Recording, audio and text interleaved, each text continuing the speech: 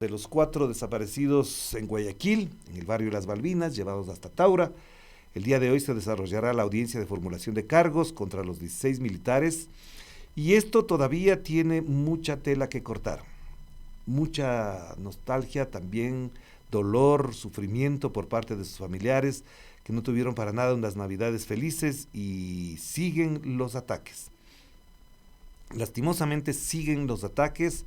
Ahora parecería que las víctimas son los 16 militares, incluso por ahí están circulando unos videos en TikTok y en redes sociales en general de los familiares de los 16 militares aupados por ciertos sectores militaristas de este país, no digo militares sino militaristas, que creen que las Fuerzas Armadas, los militares son intocables, que no se los puede jamás tocar, cuando sabemos que efectivamente ha habido muchos problemas a propósito de lo que comentábamos ayer con nuestros invitados. Mónica Luzurraga al menos señalaba lo que significa un estado como el del conflicto armado interno, que genera una serie de problemas y también la consecuente violación de derechos humanos. Los militares fueron abocados a esto, hay que decirlo, se los llevó a esto sin las condiciones ni las garantías adecuadas para que puedan desarrollar un trabajo efectivamente de prevención y con herramientas no solamente militares, de armas, sino también constitucionales y legales para poder ejercer su trabajo con cabalidad, con respeto a los derechos humanos. Pero ahí están las consecuencias. Se los advirtió, se los dijo. No me olvido jamás la entrevista que le hicimos a María Fernanda Restrepo el 10 de marzo del año 2024, antes de la consulta popular, donde advertía que podría repetirse la historia de sus hermanos. Y ahora resulta que a diciembre, el 8 de diciembre, les pasa a los 4 niños de Guayaquil, de Las Malvinas, del barrio Las Malvinas en Guayaquil, desaparecidos en el cantón Naranjal, en la población de Taura. Ayer veía un reportaje de un reportero de Coavisa a propósito de lo que siente la gente en Taura, y sin lugar a dudas hay miedo, hay temor, hay gente que no quiso hablar, que se escondió, que se ocultó cuando la cámara se aproximaba hacia ellos, porque dicen que hay retaliaciones, que hay represalias, que la gente tiene miedo, que han llegado los militares, que han entrado a casas y que eso efectivamente genera un estado de pánico, de temor, y eso no puede ser. Por eso vinculo lo uno con lo otro. Señores de las Fuerzas Armadas tienen nuestro respeto como institución, son un pilar fundamental, por supuesto, en toda democracia, siempre y cuando sean obedientes al poder civil, obedientes a las leyes, a la Constitución, a los derechos humanos, pero cuando cometen errores, fallas o delitos de esta naturaleza, obviamente tienen que ser sancionados. Y mucho más cuando hay autoridades como el ministro de Defensa, que el día de ayer prácticamente echó la culpa al resto, menos a las Fuerzas Armadas y a los mandos que tienen que ver directamente con esto. No sé si tenemos a la mano la intervención del ministro de Defensa ayer en la Asamblea Nacional a propósito de esto para escuchar y comentar al respecto, porque es el principal responsable de que en esta narrativa no haya 3 cosas fundamentales: no haya claridad, no haya transparencia, haya contradicciones y nos pongan a discutir a partir de presupuestos falsos. Señor ministro de Defensa, usted es el responsable de haber iniciado con una rueda de prensa, con un pronunciamiento, esta narrativa errática, a ratos temeraria, echando la culpa a los niños prácticamente de haber sido parte de grupos de delincuencia organizada y después defender a las Fuerzas Armadas. Si usted asume con mayor responsabilidad y con mayor firmeza su rol en calidad de ministro, tenía que informarse adecuadamente antes de salir a hablar, de tener asesores que le informen a cabalidad, de que cuando se expone ante la prensa utilice las mejores herramientas de la comunicación política para decir las cosas que no queremos que nos alegren, sino que nos satisfagan y que nos coloquen en el terreno de la veracidad y no de la especulación, ni de los rumores, ni tampoco del espíritu de cuerpo. Usted como ministro de Defensa es el delegado del presidente de la República ante las Fuerzas Armadas para que controle a todo el aparato militar y le dé las orientaciones políticas correspondientes. Señor ministro de Defensa, no puede decirnos que ahora no tienen nada que ver y lo que se está tratando es de denigrar a las Fuerzas Armadas. Las Fuerzas Armadas se han ganado su respeto a lo largo de la historia y muchos elementos, no pocos, han tenido que pagar las consecuencias de su mal comportamiento, entre ellos altos mandos militares, que han pasado por situaciones de corrupción, de violencia, de tortura, de violación de derechos humanos también Y eso hay que tenerlo presente. Yo conozco a muchos oficiales que son muy democráticos, patriotas, que me cuentan cosas, que me dicen cosas muy duras con respecto a ciertos manejos, incluso autoritarios y corruptos de ciertos mandos cuando ejercen el poder frente a un pelotón, frente a un batallón, frente a una empresa de los militares o frente a determinadas instituciones que no han sido bien manejadas o muy mal administradas. Estos altos oficiales, algunos ya retirados, que fueron incluso compañeros en el colegio, sí cuentan de estas cosas, lo dicen, pero saben y tienen temor de hacerlo público. Porque, por ejemplo, el día de ayer, a un alto oficial que pone en su estado de WhatsApp dónde están estos 4 niños de las Malvinas, ¿saben lo que le respondió otro alto oficial de alto rango? Le dijo, lo que pasa es que andaban en malos pasos y se les dio un empujoncito. No quiero hacer público el nombre, pero si ojalá pudiese yo mostrar esa respuesta, es verdad denigrante. Denigrante que un oficial se muestre así. Voy a leer textualmente lo que le dijo, le respondió. Están en el lugar donde ya no harán daño, porque Dios ya les perdonó todo lo que hicieron en vida. Solo había que darles una manito, dice un alto oficial de las Fuerzas Armadas, a propósito de la desaparición de los 4 niños de Guayaquil. Este alto oficial pone en su estado una imagen de una caricatura, una imagen que representa el dolor de los padres de familia, y él responde, este alto oficial responde, están en un lugar donde ya no harán daño. Eso es lo que responde un alto oficial. Es increíble que tengamos todavía personas que se expresen de esta forma y además siendo oficiales de las Fuerzas Armadas. Por eso digo, necesitamos una muy buena formación, no necesariamente militar, física, sino sobre todo intelectual, moral, para defender la democracia, para defender los valores democráticos, para defender los derechos humanos, porque nadie puede estar contento con lo que está pasando con este caso. Ayer hubo plantones, tanto en Guayaquil como en Quito, a pesar de la lluvia, y también recibieron insultos de esas personas cuando estaban paradas ahí. También les fotografiaron, también fueron personas, no sé si sean de inteligencia militar, de inteligencia policial, yo no sé de dónde son, a tomarles fotos y prácticamente para hacerles un seguimiento de quienes están plantados en contra, según ellos, de las Fuerzas Armadas. Aquí hay la necesidad de que los 4 niños aparezcan con vida.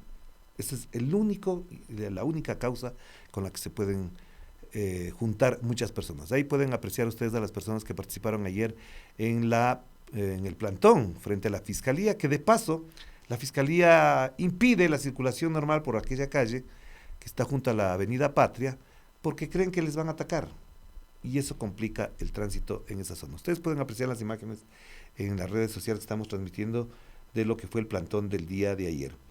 Pero insisto, este tema no es contra las Fuerzas Armadas, es contra los procedimientos a los que fueron llevados por una decisión gubernamental de la de declararnos en conflicto armado interno para supuestamente combatir la delincuencia, y resulta que en la práctica estamos observando violación de derechos humanos, porque los 4 niños del caso de Guayaquil no son los únicos, ya son varios, y ayer la abogada Mónica Luzurraga decía, esto tiene que considerarse ya como una práctica del Estado ecuatoriano, y si es así, eso trae graves, muy, muy graves consecuencias. No sé si tenemos ya la intervención del ministro de Defensa, ¿la tenemos de la mano? Sí, podemos poner solamente para recordarles a quienes no la escucharon, para decirles que si este señor, el ministro de Defensa, no nos aclara con absoluta responsabilidad cada una de sus intervenciones en función de qué está hablando, pues el problema se va a agravar para el Estado que él defiende. Pongamos lo que dijo el señor Giancarlo Lofredo.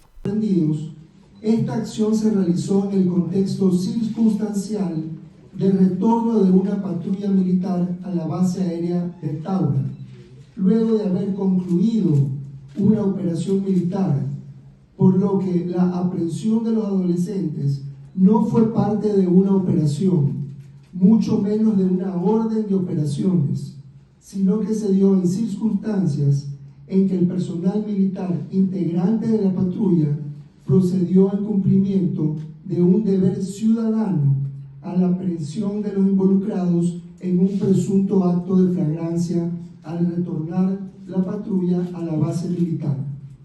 Como todos han podido constatar por lo difundido en los medios de comunicación social, e incluso ha sido sostenido por dos de los militares de la patrulla en una entrevista otorgada a un periodista, quien por cierto tuvo una clara intención de establecer responsabilidades por fuera de los militares que actuaron en tal aprehensión. Es decir, el problema es del periodista. Pésimo periodista, es cierto. Mal periodista, es muy cierto. Que no se preparó para esta entrevista, también es muy cierto. Pero ya tenía la primicia, ya la tenía la exclusiva, y ahí se tiene que demostrar hasta dónde el medio de comunicación, si es un medio de comunicación. Por eso a veces no estamos muy de acuerdo con denominar medios de comunicación a ciertos portales y a ciertos grupos que no necesariamente actúan como medios de comunicación. Pésimo periodista, pero no es el responsable, pues él hizo preguntas, algunas malas, algunas mal formuladas, pero no es el responsable de lo que estaba pasando. Quienes estuvieron hablando en esa entrevista fueron los responsables de explicarle al país con absoluta claridad cosas que no quedan todavía claras y que por supuesto hoy en la formulación de cargos en una instancia judicial como debe ser, se tienen que tratar. En esa entrevista, señor ministro, uno de los militares, no sé si era el militar 1 o el militar 2, dijo que los niños eran más grandes que ellos, por lo tanto no consideraron que con ese tamaño eran menores de edad, que ya dijimos no se debe decir menores de edad según los estándares internacionales. Eran adolescentes y niños. No eran más grandes que los militares. Vamos a poner las imágenes, están circulando las imágenes, y solo viendo que el chico que detienen en la calle es más pequeño que todos los militares juntos. Primera mentira que usted, señor ministro, no pudo aclarar en esa intervención. Ese militar dijo que les habían detenido porque parecían más grandes que ellos y por lo tanto no parecían ni adolescentes ni niños. Después dijo que les golpeaban para que bajaran la cabeza porque no querían que les identificaran sus rostros. Pero si uno puede ver las imágenes, no me quiten la imagen por favor de lo que es el operativo, esa imagen muestra a los militares encapuchados, cubiertos su rostro. Entonces, si es que hay un proceso de disciplina interna, primero partamos de las mentiras. Ahí se observa cuando les pegan, supuestamente por el militar 1, el militar 2, porque no querían que le reconocieran sus rostros. ¿Y qué pasaría si es que les identificaban sus rostros? ¿Los niños iban a decir, fulano de tal, porque la cara tiene así asado cocinado? No, pero les pegaban, y el militar 1 o el militar 2 dijeron que era para que no les identificaran sus rostros. Entonces, no es culpa del periodista, señor ministro, no es culpa de que haya alguien que pregunte y diga cosas con respecto a lo que vimos en el video. Usted tiene que explicarle al país cómo ocurrió esa operación, dónde estaba esa patrulla, qué órdenes recibieron, qué tipo de formación tienen para ese tipo de operaciones y en base a eso iniciar el proceso de disciplina interna. Pero lo que no tenemos todavía y no está en este país claro es que los señores militares entregaron a esos niños a alguien, si es que es así. Y si no entregaron, ¿dónde están? Porque los niños todavía no aparecen. Eso es lo que hay que tener en cuenta. Y de eso hay que hablar constantemente. Y no nos vamos a extender en esto porque siendo 31 de diciembre no podemos celebrar un año mientras no aparezcan los niños y no podemos desearnos toda la felicidad del mundo mientras no aparezcan los niños. Y ese relato del ministro de Defensa no contribuye en nada a aclarar esta situación. Por el contrario, lo que está haciendo usted, ministro, es evitando o queriéndose deslindar para que el delito de lesa humanidad, que es la desaparición forzosa, no caiga sobre su cabeza y sobre su comandante en jefe. Eso es lo que queda claro.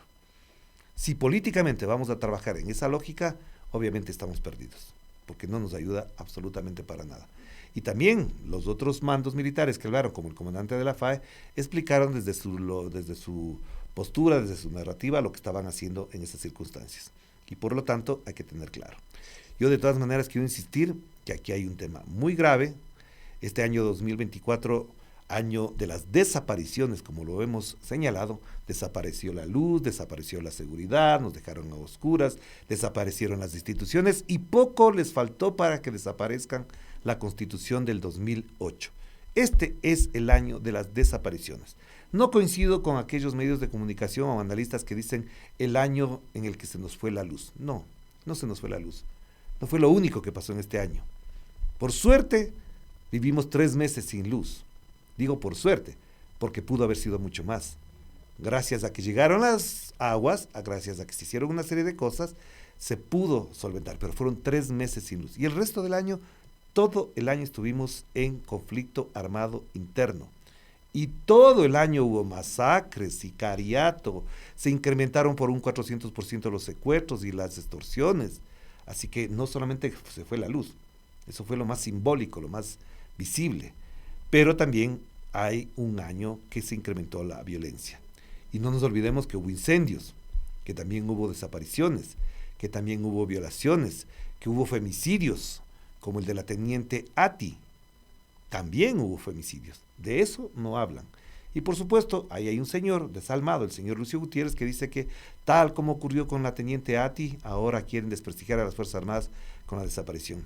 Llegar a esos niveles de insensibilidad o cero empatía con las víctimas, señor Lucio Gutiérrez, dice muy poco de lo que usted significó para alguna gente en determinado momento.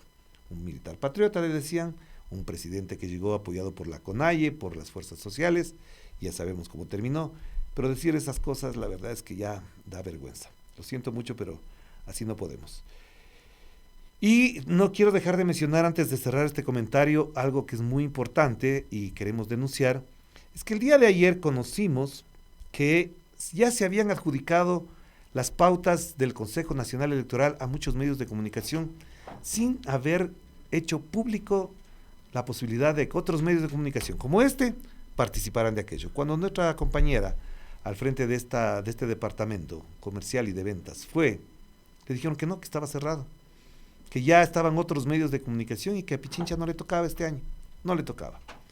El CNE destinará 13,9 millones para la promoción electoral de los candidatos, pero no ocurrirá en Radio Pichincha porque el Consejo Nacional Electoral prácticamente, y lo digo a título muy personal, prácticamente a dedo, en un proceso bastante oscuro, ya decidió qué medios de comunicación pueden acceder a la pauta. A nosotros sí nos hace falta la pauta, por supuesto, porque somos uno de los medios que más se escucha en este país, uno de los medios de mayor influencia en este país, y no necesariamente porque con eso vamos a ganar mucha plata, pero ya veremos cuáles son los medios de comunicación que le harán el relato, el coro, al Consejo Nacional Electoral cuando haya denuncias, cuando haya problemas, como lo que dije, y voy a insistir, ocurrido el día de ayer con la señora asambleísta Bayas, de la provincia de Santo Domingo de los Áchilas. El CNE distribuyó recursos de la siguiente manera: 5 millones para las candidaturas presidenciales, 4 millones para asambleístas provinciales y 550,000 para los asambleístas en el exterior. Esto aprobó el Fondo de Promoción Electoral para las elecciones generales del año 2025. Y toda esa plata se distribuye también, por supuesto, una buena parte en la pauta publicitaria en los medios de comunicación, pero de esta quedó ausente, ajena a todo esto, Radio Pichincha. ¿Por qué? Porque saben perfectamente que le tienen que pagar a ciertos medios para que convaliden el relato en caso de que haya problemas. Así es. Voy a insistir y voy a dejar por última vez sentado lo que decía yo hace un momento con respecto a la señorita candidata asambleísta de la provincia de Santo Domingo de los Áchilas.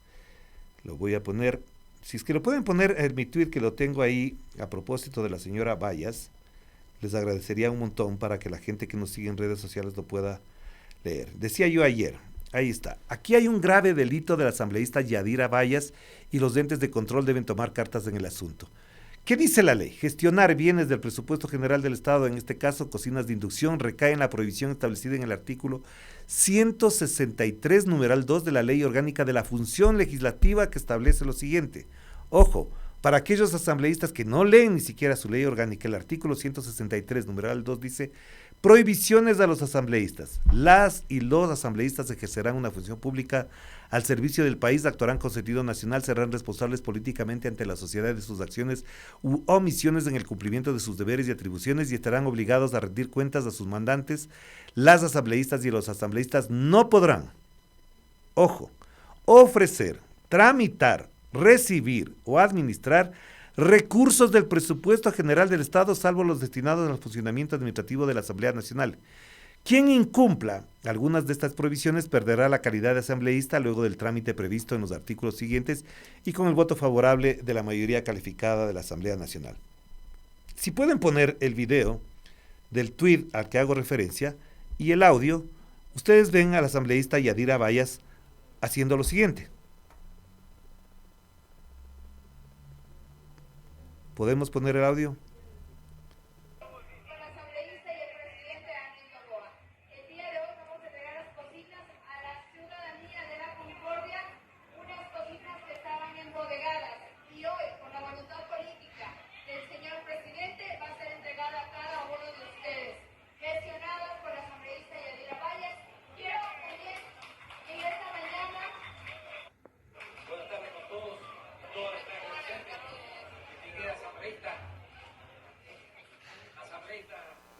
La parte donde ella dice gestionadas por la asambleísta Yadira Bayas. No lo decimos nosotros, no lo digo yo en mi tuit, no lo dice la Radio Pichincha, lo dice la persona que presenta el acto donde se entregan cocinas de inducción. En este medio de comunicación se denunció efectivamente que esa entrega gratuita de cocinas de inducción formaba parte de un proceso proselitista. Pero ya está con esta denuncia, que ojalá la tome en cuenta el Consejo Nacional Electoral, que no nos pone la pauta publicitaria, sino que les pone a otros medios, al menos que registre esto como una infracción electoral. La gestión de asambleístas entregando cosas del presupuesto general del Estado es un delito. Y ojalá la presidencia, el Consejo de Administración Legislativa, el CAL, tome nota de esta denuncia para que podamos tener claridad de para qué sirven las cocinas de inducción. Las cocinas de inducción sirven para la campaña electoral en la que los dirigentes, líderes políticos del movimiento ADN del gobierno del señor Daniel Noboa están haciendo campaña electoral. Esto ocurrió este fin de semana. Volvamos a poner desde el principio con el volumen alto, por favor, porque si esto no queda registrado, si esto no se denuncia, ¿quién lo va a hacer? Lo va a hacer Teleamazonas, lo va a hacer Ecoavisa, lo van a hacer los Pelagatos del Hijo. Carlos Vera va a denunciar estas cosas. Carlitos Vera, que recibe $11,000 mensuales del erario nacional, va a denunciar estas cosas. No lo va a hacer. Él está para entrevistar a sus ministros preferidos, a quienes les da consejos y a quienes también les hace media training, como le hacía a la fiscal general del Estado. Y por lo cual cobraba también por fuera mucha plata. Escuchemos, pongamos.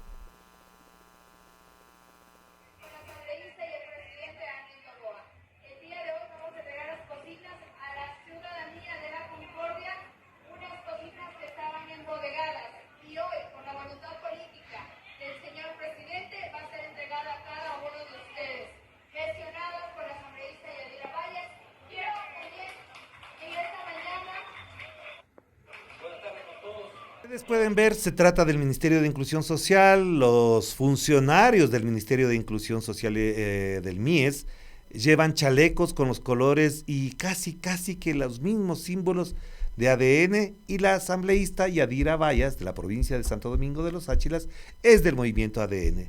Ella no es la representante del MIES, y la persona que hace la presentación dice gestionadas por la asambleísta. Ojo.